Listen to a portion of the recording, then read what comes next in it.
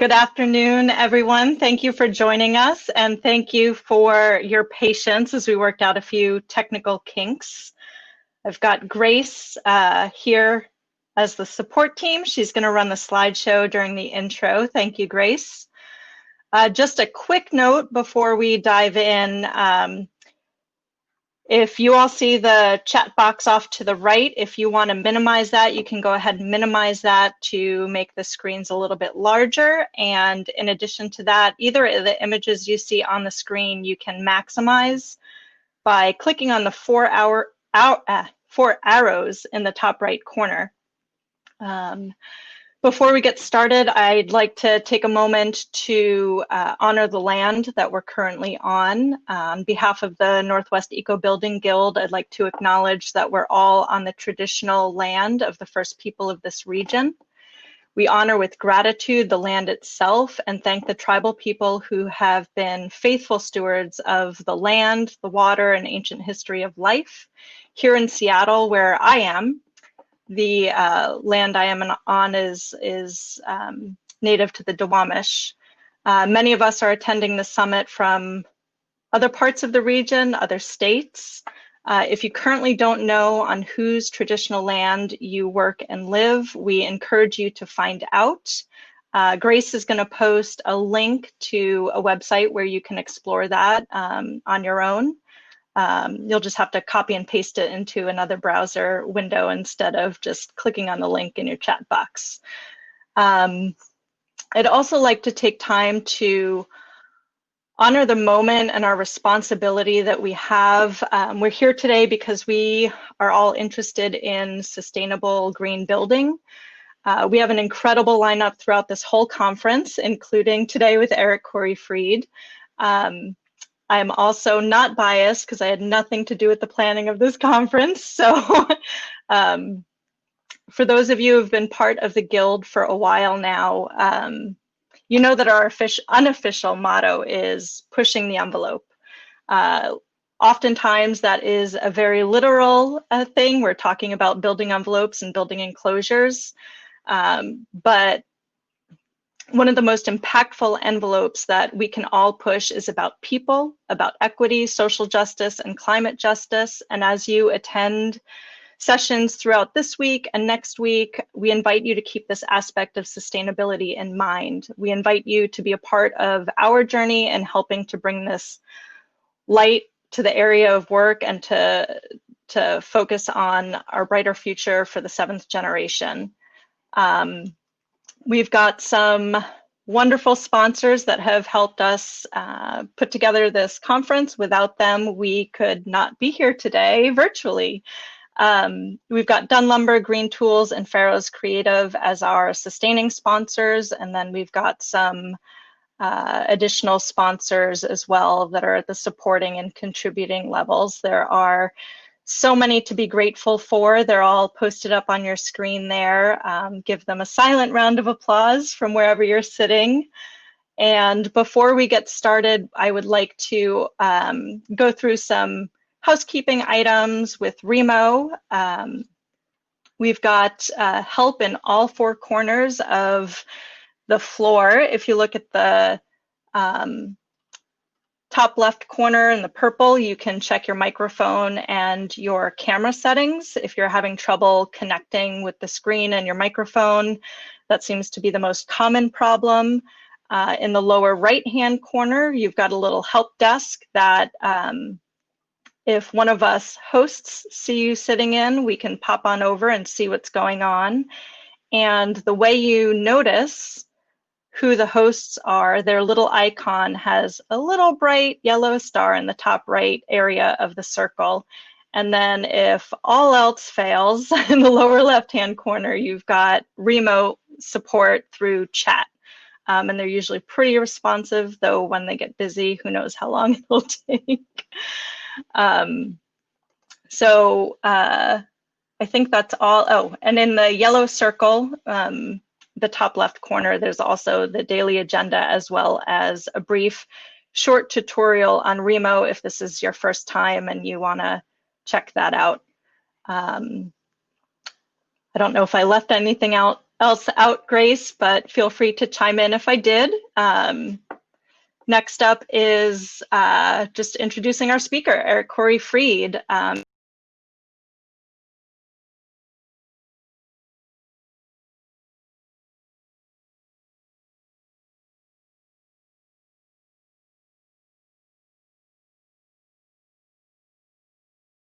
I hope he makes you laugh too, as well as think differently. He is an architect, an author, a LEED fellow, and I'm sure there are many other things that I haven't covered. So Eric, feel free when you introduce yourself to share some more details. Eric, why don't you go ahead and turn on your microphone and get us started. Hi, everybody. How are you? I'm going to also share my screen so you can see that. Yeah. Let's see if this works. Okay. How are you? That's what I used to look like when I would leave the house, just so you know. And normally we would do this all together. And normally you would laugh and I would hear you laugh and it would be very fulfilling. And now that's not that's not happening, obviously. So if you want to laugh, I encourage you to unmute so I can hear you laugh and everybody else can hear you laugh. It's not that big of a group, and believe it or not, it actually works. And if there's something that you like, you can also take a screenshot of it if that helps too. But you know, it is a weird format. I get it. And if you're on the Twitter and you want to do that, you can do that here. And if you want to email me, you can do that there. Otherwise, I'm reporting from down here in Portland. And I don't know if you've watched the news or anything lately, but it's been a little crazy down here, and we're all fine. It's just, if anything, all of the concerned relatives who call me from back east who are like, "What the hell is going on over there?" That's more the panicking thing. You know, everything's fine in Portland. Just they're cause for alarm. Anyway, I'm head of sustainability for a company called Canon Design. Canon is a large architecture firm. We have about 1,100 people across about 20 offices. We were repeatedly voted one of the most innovative companies in architecture. We're top 14 of the large firms in the AIA Large Firm Roundtable. And I work across all of the teams, across all of North America, across all different project types. So I get to work on hundreds of projects a year, really implementing deep green sustainability. So I think the point that I'm trying to make is I'm kind of, you didn't catch that. Okay, good. So I know this is a weird time. I know that last year we got to all be together and that was fun, and this year we don't, and that's strange. And but I also know that in this time, what a better time to rethink everything. Can you think of a better time in our history to redesign transportation and housing and schools and the future of workplace and everything else? And yet, at a time when we should be reimagining and determining this new normal, the best innovations we're getting is not really that impressive at all, really. And who knows why we're not innovating at a time like this? Who knows why we're not like leading? And you know, there could be any number of reasons why we're not leading. But that's another discussion. So what do we do about this? Where do we go from here? And I don't know. We've really been pushing. I myself, over the last 8 months, I've kept myself really busy. I make these stickers and then I put them on bathrooms all over the place just to see what happens, because it just gives me joy. So I get to go in there and hear people yell at the towel machines. That's true, by the way. And then I started a podcast with a friend, because that's what you do when you do things like that, and you can check it out. It's fun. It's free. I signed up to write book number 12, which comes out in April. And I'm writing about the circular economy because, to me, I think that's the next big framework that we're going to use in sustainability. So I'm very interested in it. If you don't know what circular economy is, we'll talk about that offline. But you should get involved in it. And what else did I do? Let's see. Oh, I applied to be an astronaut. That was kind of fun, and they rejected me. I think because I'm too Jewish. I don't think we're allowed to be astronauts. I'm not quite sure. Anyway, but that's not what I'm here to talk about. What I'm here to talk about today is innovation, and mostly that you and I are in the innovation business. You might not think of yourself as being in the innovation business, but you are. And so I call this talk Wisdom, because all of the conventional wisdom keeps us from innovating. And in fact, all of that conventional wisdom, all of those mindless mindsets are really destroying our ability to innovate and therefore destroying your business. And so that's what I want to talk to you about today, because innovation is our pathway to success and sustainability. And this country has a long history of innovation. In fact, my entire childhood is littered with companies, once great companies, that were synonymous with innovation. And then at some point, they stopped being innovative. And as soon as they stopped being innovative, they died. And they made things that I loved. Some of these things that you might remember, that things that I cherished, that I thought were so innovative. And as soon as they stopped innovating, they died. And what's bizarre about this is at a time when we should be innovating even more, right? When all of our systems are broken, the old normal is gone away and never to return. When we need to be redefining what the new normal is, we're not. I'll give you an example. I was a big fan of salad bars. I mean, who wasn't, right? I love salad bars. Well, about 2 weeks into the pandemic, back in March, my favorite salad bar just quit, just went out of business. They just gave it up. They just said, well, I guess people aren't going to eat at salad bars anymore, and they just filed for bankruptcy. And that just seemed like such a missed opportunity to innovate. Because I feel like you're telling me that you couldn't come up with some sort of dispenser that would somehow spit out your little, I don't know, potato salad or whatever, and you couldn't do a touchless salad bar. I don't know. It just seems like there's an opportunity there. So in the 8 months since, we've really been working on how to innovate for our clients. And at Canon Design, we've been rolling out different ideas of what that means. What is the future of healthcare? What is the future of workplace? What is the future of universities? And we've been mapping them out. And if anything, it's a great opportunity for us to explore these ideas that we've all been maybe thinking about, but now we've had the chance to actually implement. And it's been enlightening, to say the least. We've also been doing interesting things around diversity, equity, and inclusion, including building a DEI blueprint and roadmap internally, which we've always wanted, but now we have the ability to do. And so these are the innovations that we need. And if you think about it, the history of architecture is the history of innovation. It is the history of technology, really.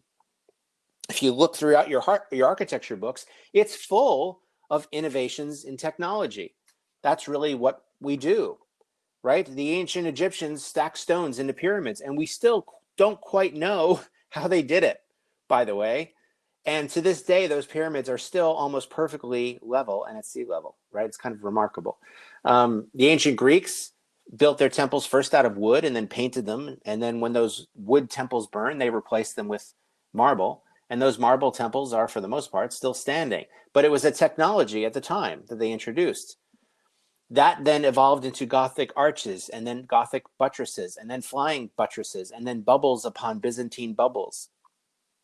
The history of architecture is the history of innovation and the history of technology. And that just kept evolving into crystal palaces, and then finally skyscrapers.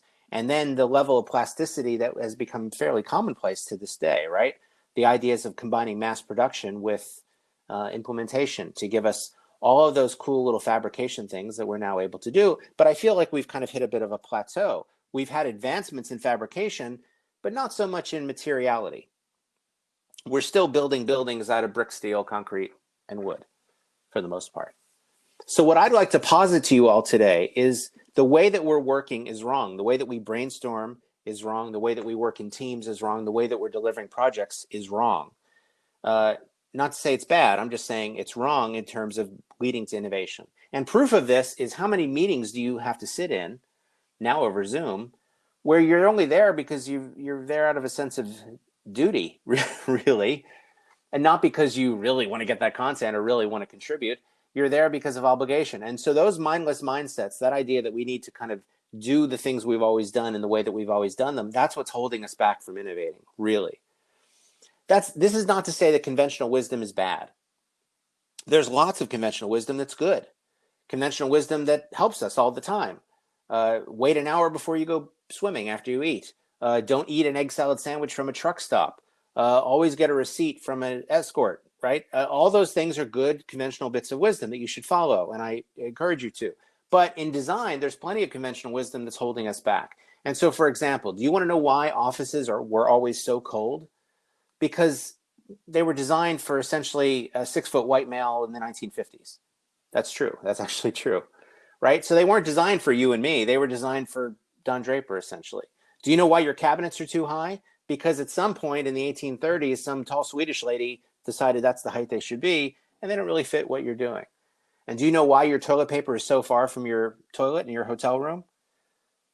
I don't know that either. Actually, I think they're just messing with us now, actually, to come to think of it. But all of these different office standards are embedded in what we do, and they're all based on conventional wisdom that is actually not necessarily still true. And I call that conventional wisdom because all of these things are just on autopilot. All those things that go unquestioned for decades around energy use and cement use and manufacturing and production and curtain walls and how we heat and cool the building. All of that is based on a set of conventional wisdom principles that go unquestioned. That's the trouble. And as a result of that, buildings are huge failures across the board. And I hope I'm not the first one to tell you this, but can you think of where buildings are actually doing well in terms of energy, health, water, waste, how they use resources? And they're still relatively too expensive for the majority of humans on the planet. In fact, the only place buildings are really a success is in generating value for their stakeholders, their shareholders. That's really it. So they make money for people, but everywhere else across the board, they're kind of suffering. And so because of that, we need to innovate. The trouble is that our clients are kind of set in their ways. They've seen what buildings are like. They think that's what buildings are. And so if you push them, come at them full force with an innovation strategy, they're going to resist it. Getting them to open their mind is hard. So the way that we do it is that we show them how absurd our normal way of buildings is. Because if you think about it, this is a horrible interface. This was my dad's house, by the way.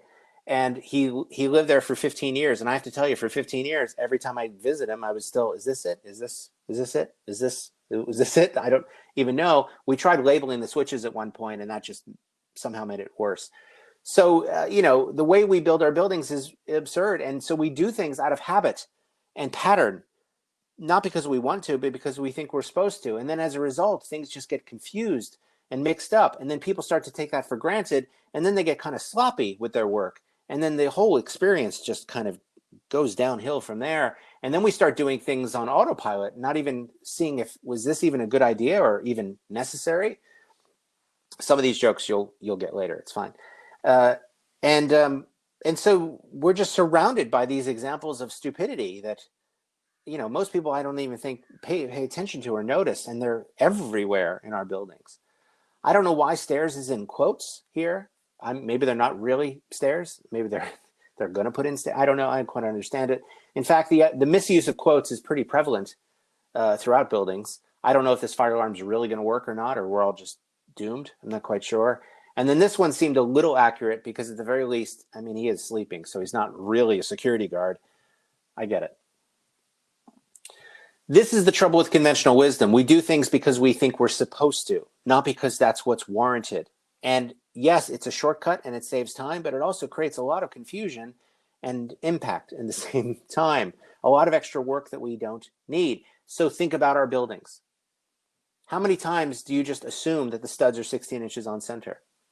Or doesn't even occur to you to raise the question. How many times do you assume that you're going to have a traditional heating and cooling system? Because it doesn't even occur to you to ask. And so we do this everywhere throughout our buildings. And all I'm saying is maybe that's a chance to stop and raise the question. Because the way we build our buildings is stupid. It's not really working. And a lot of you listening have gotten really good at making them work. It's very impressive, the amount of talent and knowledge here in the Pacific Northwest. That's one of the reasons why I love living here, right? But we're bending over backwards to make these things work that weren't really designed to work the way they meant. And maybe this is an opportunity to rethink it. And for me, sustainability is that opportunity. I'll give you an example. We're working on healthcare facilities today that the clients don't even know if they're going to be obsolete just 3 years from now. And so we're trying to build in a flexibility and an adaptability that we've never even considered before. Take housing, for example. We couldn't possibly build enough housing fast enough, cheap enough, quick enough to meet demand, especially building it the old way. So this is screaming for an innovation. And then take resiliency, where most places don't have a resiliency plan, and yet they are under threat. And as we've seen just in the last few months, for us, it's wildfires and air quality, right? But it's also coastal flooding in certain areas and so forth. Well, we can't count on luck. Luck should not be our resiliency plan. So we got a lot of problems and not a lot of solutions. That to me is the context for we need innovation now, and we need to open ourselves up to the possibilities. Look at all the problems that are facing us just today. We have about 1.6 million people every week that are added to cities, and that urbanization is just going to keep continuing. All told, it's about 92 billion square meters that are going to be built in the next 15 years. We're going to build a lot of stuff worldwide as people keep moving more and more into cities. And so in 40 years, we're going to double the amount of square footage that we have today. It's kind of remarkable. And at the same time, where we need to build things faster, quicker, and more advanced than ever before, we're still clinging to the way that we've always built them. And at that same time, the United Nations is telling us that we only have about 60 harvests left before soil degradation starts to collapse the entire food supply. And so what we're heading towards climate refugees, and about 200 million of them by 2050. And I don't mean refugees like you see on the news. I mean you and me, as we're going to be the next climate refugees, basically. If you don't understand how many 200 million is, it's a lot. It's about the entire world population at the peak of the Roman Empire. That's 200 million. It's a lot of people. And we're not going to have anywhere to go. At the same time, carbon levels just keep going up. This is the latest data from Scripps. Here you see carbon levels are over 400 parts per million. To give you a sense, this is higher than it's ever been in 800,000 years of recorded history. And the last time carbon levels were this high was 2 million years ago, and there were trees at the South Pole, just to give you a sense of scale. Okay. The year is 2020. You all know that. And anytime you end a decade, it's a good time to reflect, right? And some people make a best of music or best of movies list. Well, what I do is I make a best of climate list for the decade. And so if you were looking back at the decade to 2019, I just want to show you some of the highlights of this decade that we just completed. First of all, we saw 10 of the hottest years on record globally within that decade. And actually, the 5 hottest years on record were the last 5 years. And that's now just something we're going to have to say now and just get used to saying, unfortunately. 2020 is not even over, but it's going to be one of those 5 hottest years on record. In fact, it might be the warmest. In that decade, we saw 4 of the 5 largest California wildfires in that decade, and now California's had 10 of their 20 largest wildfires just this last year, which is kind of remarkable. At the same time, we saw 6 Category 5 hurricanes in just 4 years that tore through the Atlantic region. We saw Arctic sea ice at its all-time low. It dropped about 13% in that decade. All of the 100-year floods magically became 5-year floods. That doesn't mean that it's a flood that occurs every 100 years. It means that in any year, there's a 1% chance of it happening. Now there's a 20% chance of that happening. And we saw over 100 of these billion-dollar climate disasters within that decade, which was double from the decade before. And despite all of this, and despite everything that we now know, we pumped a record 40.5 billion tons of CO2 into the atmosphere just last year. So we're not learning anything. We're not doing anything. We're still on autopilot, and that conventional wisdom is still continuing. And now we're on track for 3.2 degrees of Celsius in warming, which is, by the way, catastrophic levels of warming. It's basically way of life totally different. I've got a 12-year-old daughter, and when she's my age, the world is going to look substantially different for her, and that really upsets me. You have to understand how we got here. Through that last really half century of climate anxiety that we've already gone through, all of our predictions were fairly conservative. Climate scientists didn't want to panic anybody, so we gave you the most conservative model. And it turns out that was a mistake because everything was much worse than we realized. God, I sound like Debbie Downer. Everything was much worse than we realized. And so I've kind of given up. I don't know about you, but I've given up on this idea that we're somehow going to magically see the light and change our ways. Because I don't know if you've met people lately, but people are horrible, horrible douchebags, most of them. I don't know if you've seen television. But so the idea that we're going to somehow wake up and be profoundly better people, I don't see that happening. We're just going to have to save the world as the terrible people that we are, basically, is kind of how I see it. And there's no time to do this. We have to do this now. We've kind of lost all of our time. 30 years ago was when we really should have been pushing for this. And so what I'm talking about is profound change at a mass scale. What I'm talking about is innovation. And that scares people. Just look at my own life, right? I live in a net zero house. I drive an electric car. We try to eat well. We don't eat meat. We eat a little chicken, time and time again. We bring those reusable bags to the market. We buy organic. I offset all my travel when I used to travel. And of course, we recycle and all the stuff that the normal Pacific Northwesterner does, we're doing, and then some.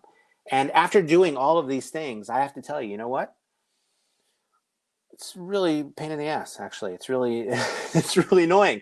It'd be so much easier just to be wasteful. I have to tell you, we're only doing this out of my guilt, essentially, and not because it's better or easier. It's harder. It's a lot harder to do all those things. So we have a terrible value proposition in that regard.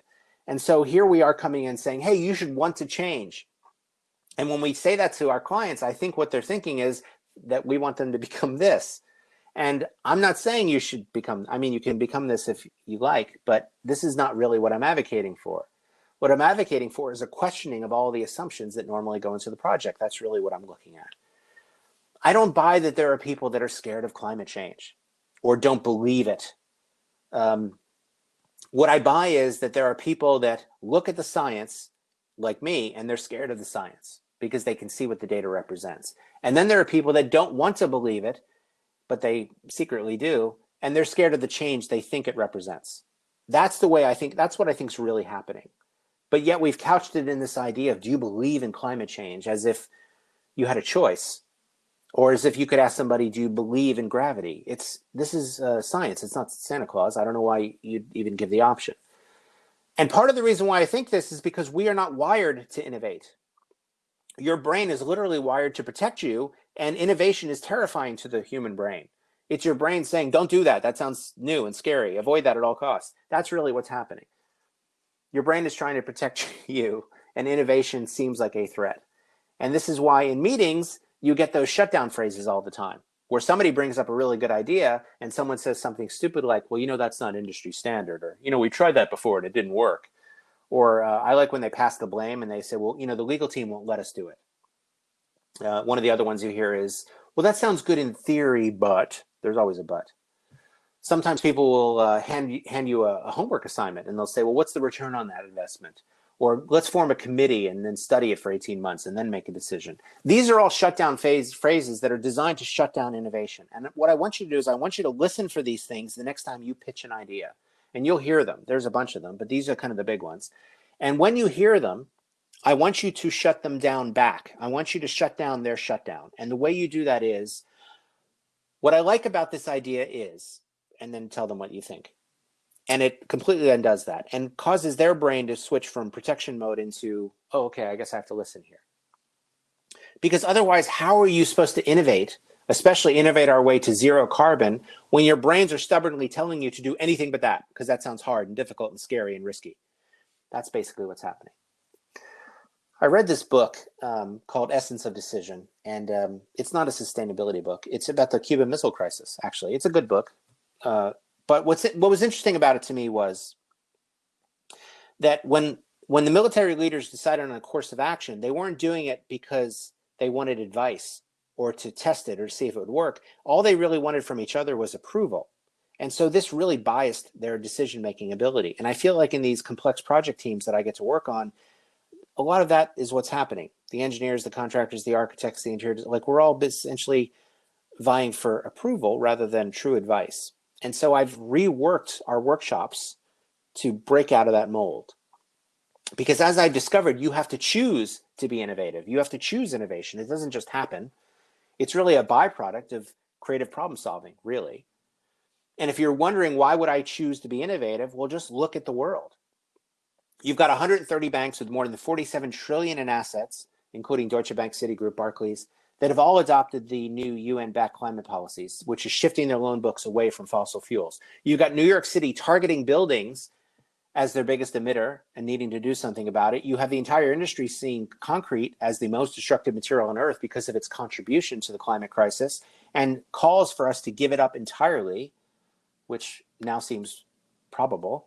And now steel and aluminum are now being targeted as well. In fact, those three materials, concrete, steel, and aluminum, are probably the biggest emitters of all.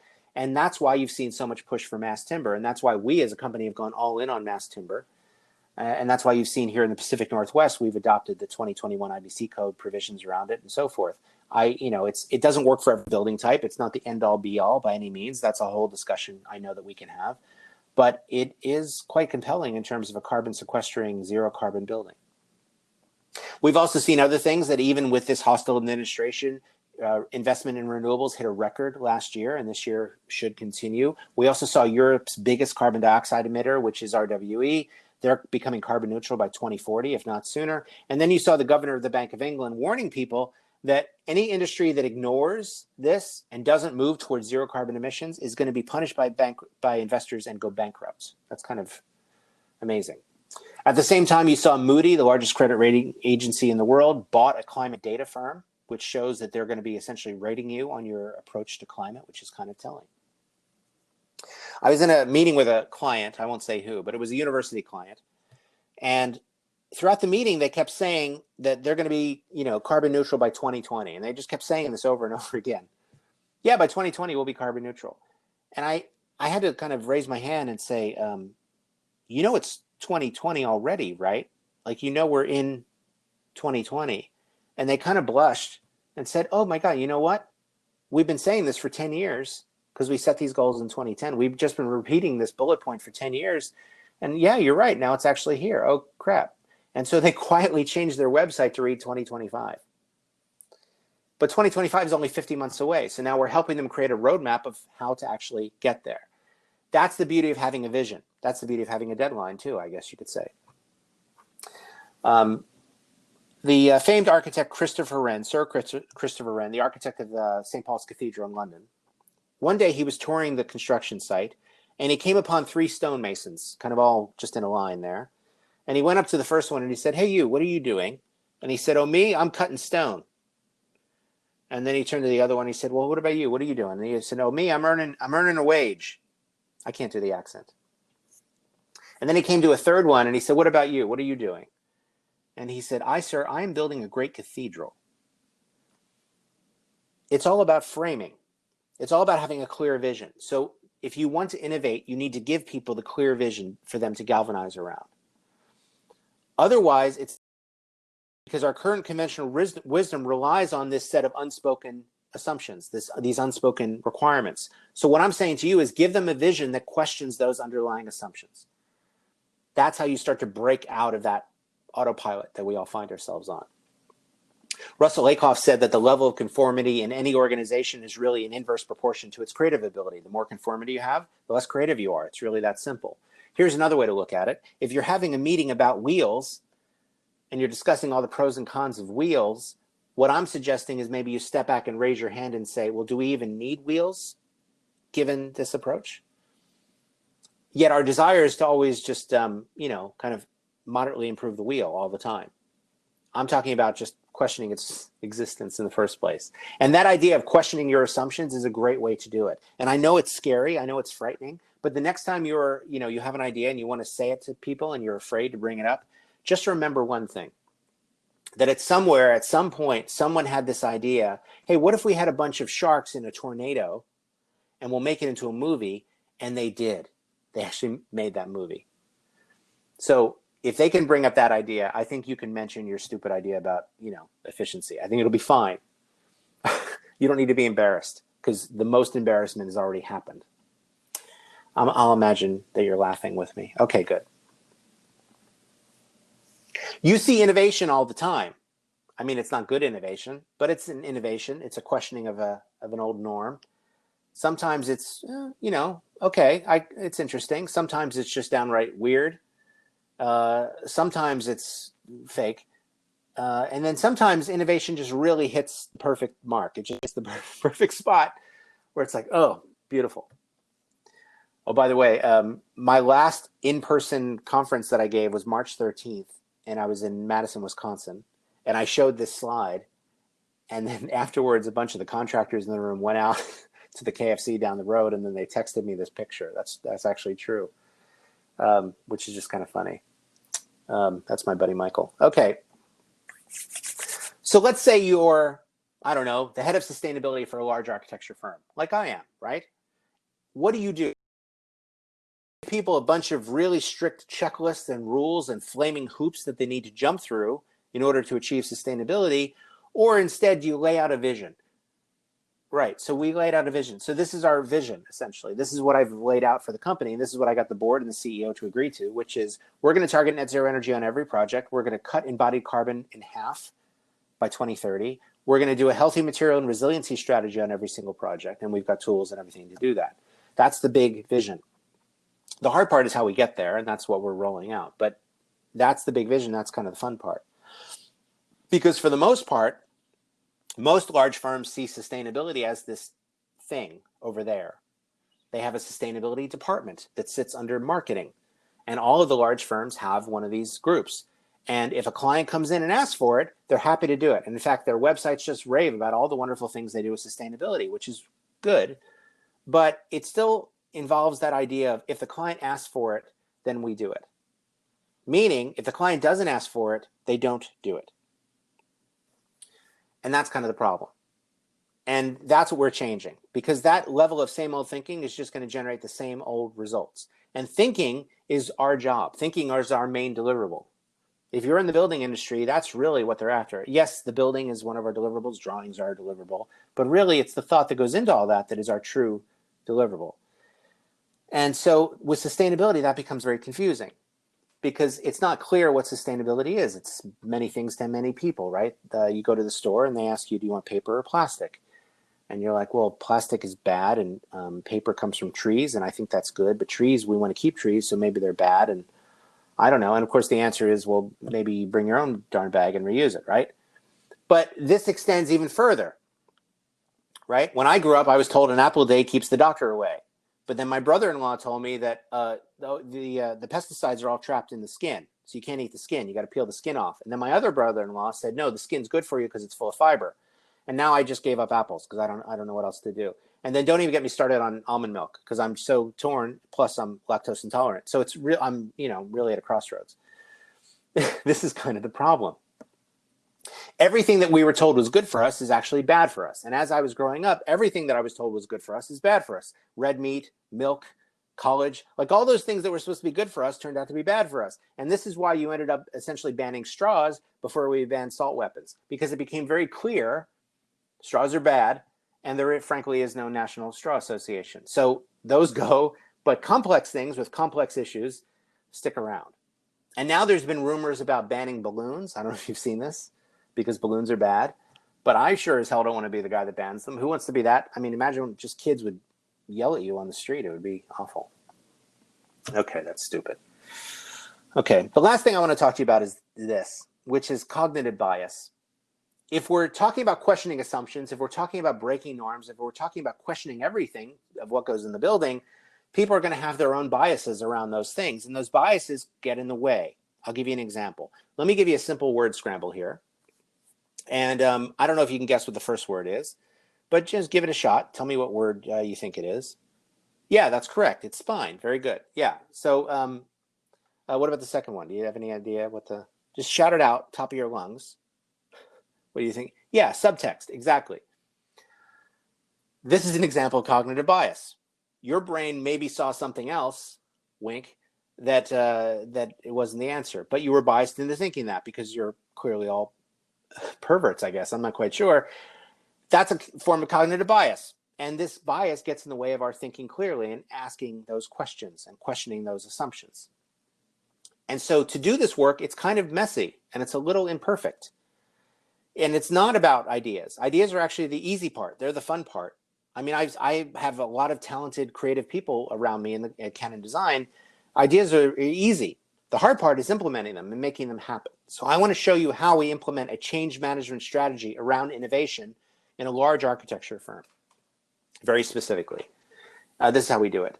First of all, you need to give room to innovation. Innovation requires faster feedback loops of communication and measurement. We need to see if it's working. We need to do it in real time. And now with COVID, with this distance between us all, it's become a little harder, but we've kind of built out tools to help us do that.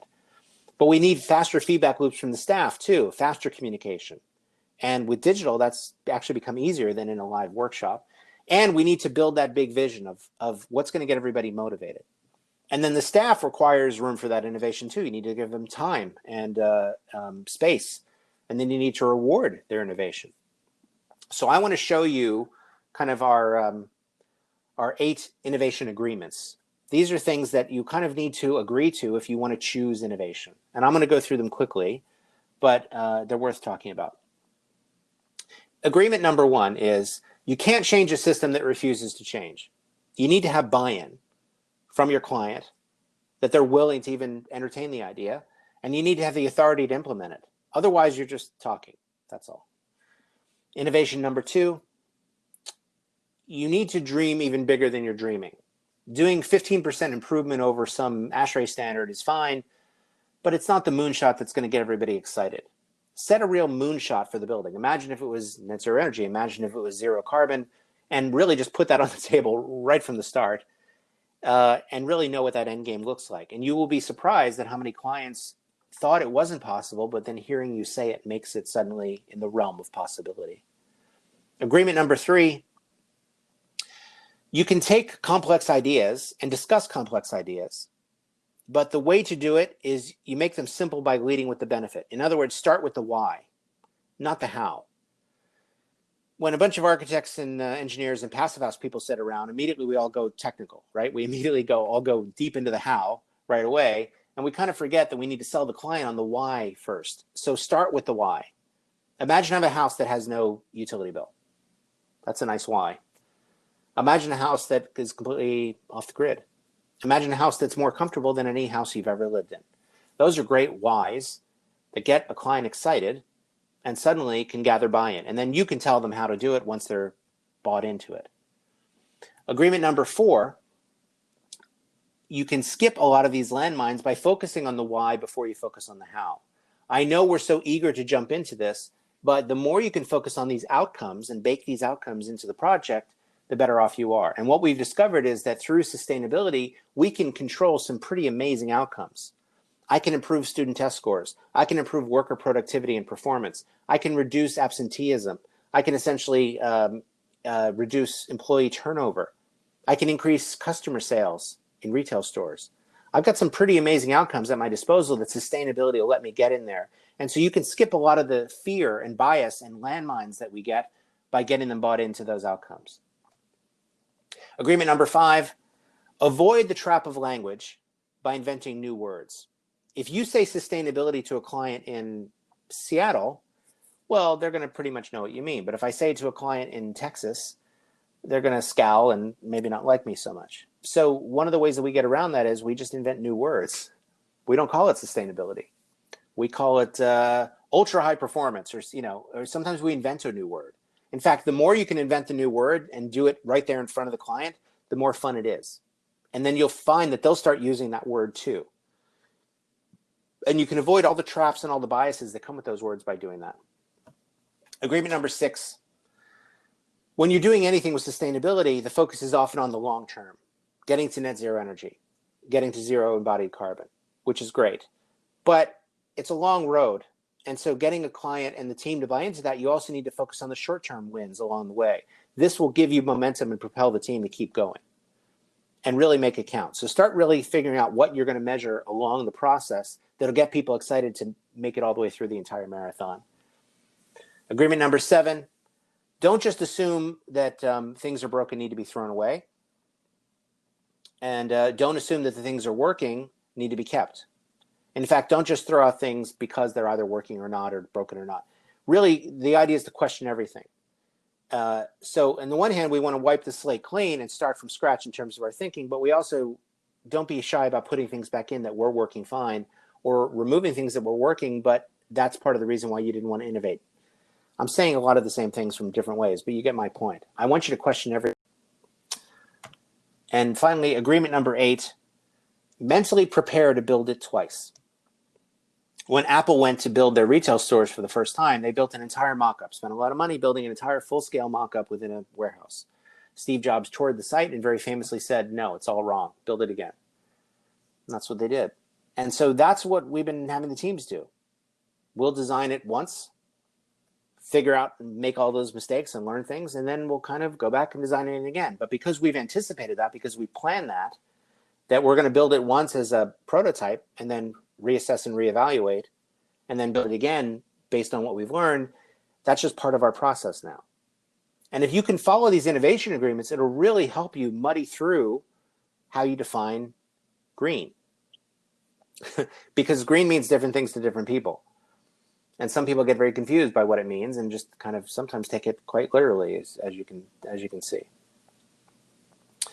Okay, here's another way to look at it. Don't go to a client and say, hey, do you want lead? Because their first word is going to be, no, I don't want that.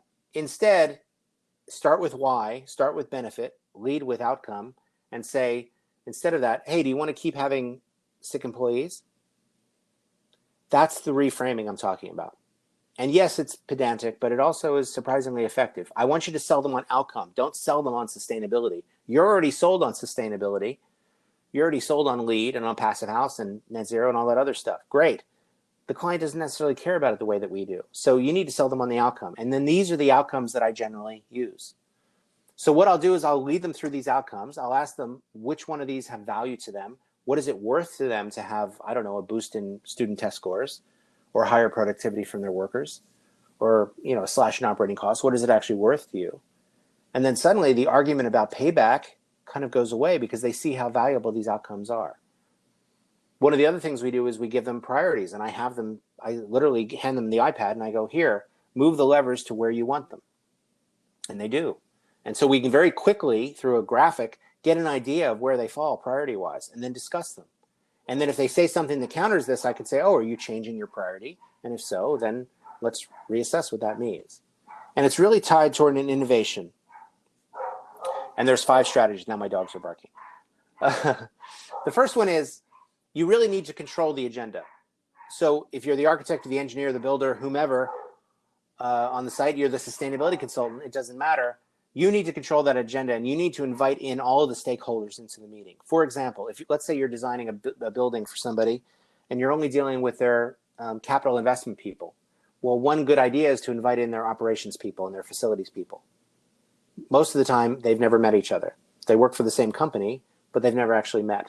But by getting them in the same room, or at least on the same Zoom call, they'll start to realize that some of the decisions they make focused on upfront cost are not as important as they thought, and they end up costing them more in the long run. Number 2, you need to define success. You need to make that vision, and you need to make it big. And think moonshot style big.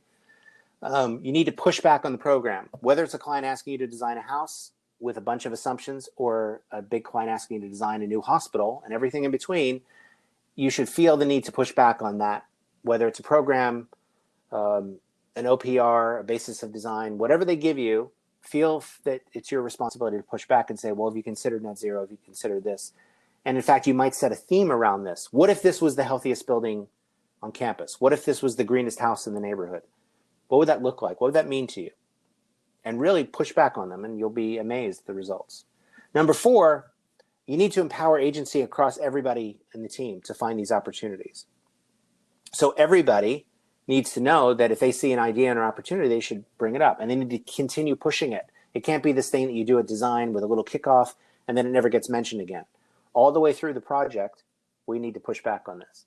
And you need to keep doing it over and over and over again and make it a habit. And if you do that, you'll keep learning and you'll keep getting better and better projects. That's how you implement a change management strategy across an organization. Okay, if you want to get a copy of the slides or if you want to get in touch, you can text the word green to that number. That's not my phone number, by the way, so don't send me weird pictures of your junk or whatever. That's an automated number. Text the word green to that number and you'll get an automated response and include the slides. Otherwise, you can go to that website. That's another way to do it. Conversely, you can also just email me or tweet at me or something like that. But otherwise, here, I'll leave that up. Otherwise, that's my talk. That's my time. Sorry that we can't all be together in person. But thank you for listening. Thank you for coming. And hopefully next year we'll see each other all again. Okay. Eric, that was awesome. We can't all turn our mics on so you can hear us laugh, but I know I was laughing quite frequently, and I should have been your laugh track. You got a couple questions. Oh, you're on mute. There we go. So how limited do you think we really are as architects, designers, builders by building codes? Do building codes stifle innovation in our industry, or is that something we tell ourselves to not do the work? I don't think building codes necessarily stifle innovation. I think building codes are if you anything, they're really a reaction, but by their very nature, they're behind the curve. Think about the history of building codes, right? In the 1920s, there was a nightclub, there was a fire, everybody died. They changed the code. In the 1930s, there was another nightclub, different city, different fire. They had exit signs this time, but the doors opened in. Everybody died. 5 years later, another nightclub. The doors had the exit signs. They opened out, but they had a lever, no panic hardware. Everybody died. Like each time, the code is essentially a reaction to some bad misfortune that occurs to people. It's just littered with blood and guts and death and destruction. So by their very nature, codes are there to protect our health, safety, and welfare. They're not there to innovate. I don't see them as a block to it. I really see the code as something that we as professionals interpret. And therefore, if we understand the intention behind the code, we can kind of make a pretty reasonable argument for it. That being said, I don't see how we change without the code supporting us. I don't see if the codes in especially the Pacific Northwest were to change, it would create a level playing field for everybody, right? And you'd start to see an economy of scale, lots of these measures. Our adoption in Washington, Oregon, and California of the mass timber provisions of the code is a great thing, because suddenly it removes and eliminates a lot of that fear that a lot of my clients were having around switching to mass timber, which I was the one pushing them on. So if you use the codes in the right way, they could be a good thing, and they're not going anywhere. So it's not like I have a choice. So yeah, I'm a fan of the codes if they're used to push more sustainability, I guess. So I feel like I would be remiss not mentioning this, but we can, if Eric, you stop sharing your screen, maybe we can invite some of these participants to give you some love with their faces. We've got Tom Balderston asked a question here. Let's see if he wants to come up on stage.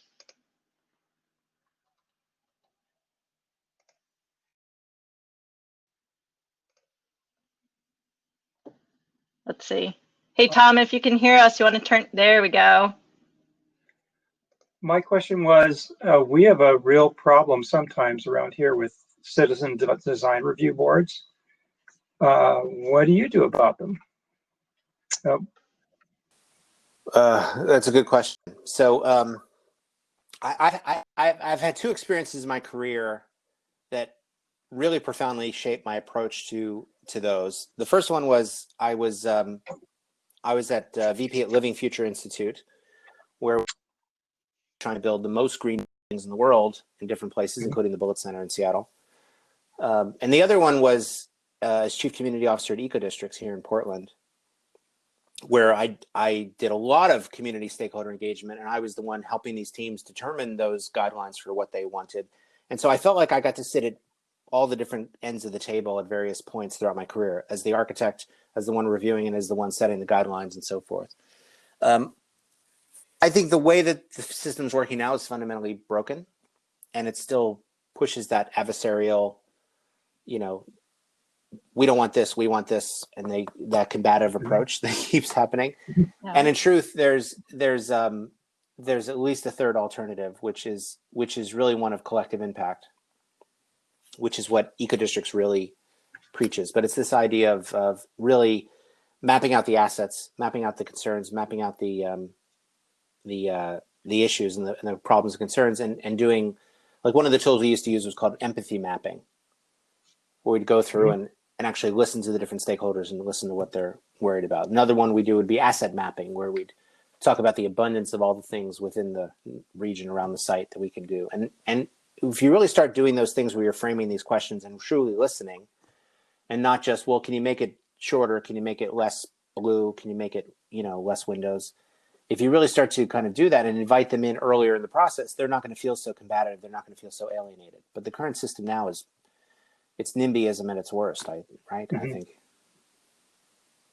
So I don't know can I ask a follow-up to that? And any participant that wants to chime in here because they have experience, send me a private message and I'll get you up here on stage as well. But with the formats of design review board meetings, how effective can you deliver some of those strategies that you just mentioned to help bring them around to some of these bigger ideas?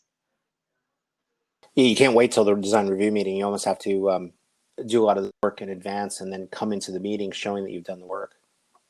Yeah. Mm-hmm. Okay. That's kind of the trick to it.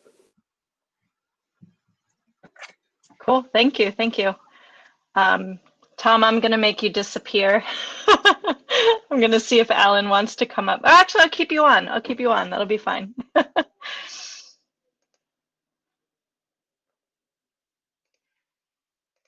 I'm just going to read Alan's question first.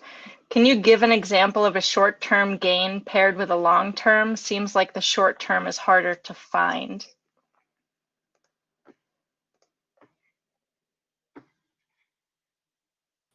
Oh, we've got you on mute. Cut out. Oh, sure.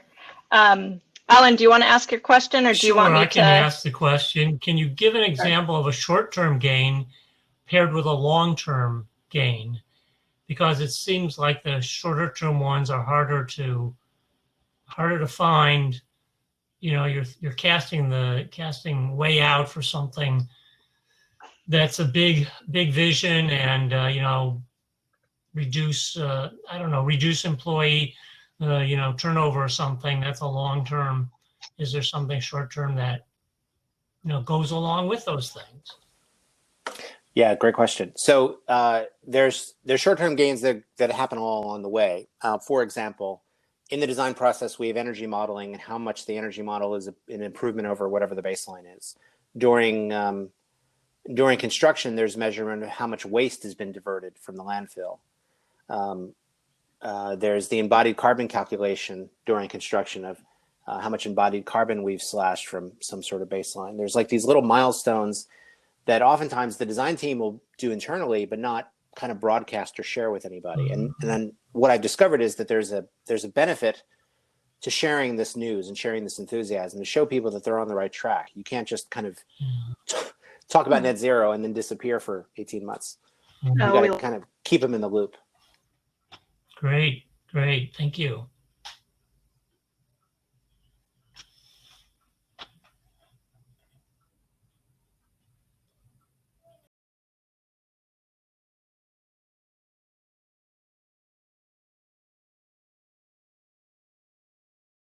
Talking, we can't see or hear you.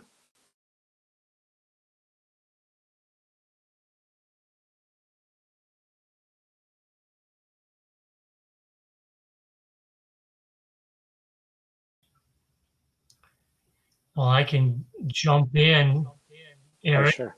If you can't see the Q&A, it's where do you find these great images to pair with your talk? I feel like everyone needs one of these images texted to them daily to remind us to question our conventional thinking.